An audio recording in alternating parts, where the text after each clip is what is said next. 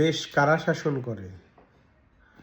সুদি ইউনূস অর্থাৎ সুদখোর ইউনূস হয়ে গেল প্রায় ৫-৬ মাস হয়ে গেল চলে গেছে ক্ষমতা থেকে।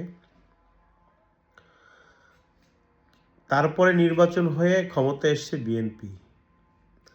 সেখানেও প্রশ্নবিদ্ধ, দেশ কারা শাসন করে?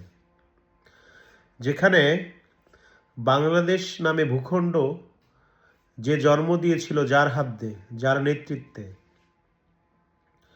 তাকে সম্মান করতে সরকার দেয় না, অর্থাৎ সরকারের প্রশাসনিক যে আইন শৃঙ্খলা রক্ষাকারী বাহিনী আছে তারা বাধা দেয়।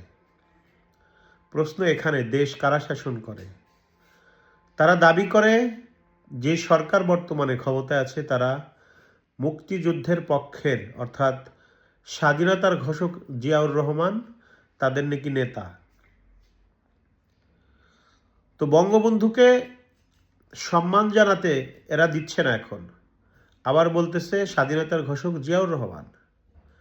তো কথা হচ্ছে ভাই, স্বাধীনতার আগে এই স্বাধীনতা নিয়ে পরিকল্পনা, মুক্তিযুদ্ধ, এগুলো কি কোনো বক্তৃতা, কোনো কিছু আপনারা দেখাতে পারবেন যে জিয়াউর রহমান দিয়েছে বাংলাদেশ স্বাধীনতার ঘোষণা, বা কোনো অনুষ্ঠানে বাংলাদেশ নিয়ে এসে ভাষণ দিচ্ছেন যে ভবিষ্যৎ পরিকল্পনা নিয়ে?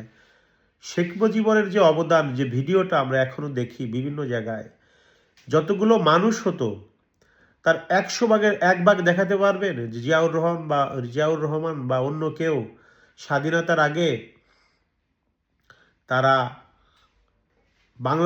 বাংলাদেশ জন্ম হবে এ বিষয়ে কোনো কথা বলতেছেন?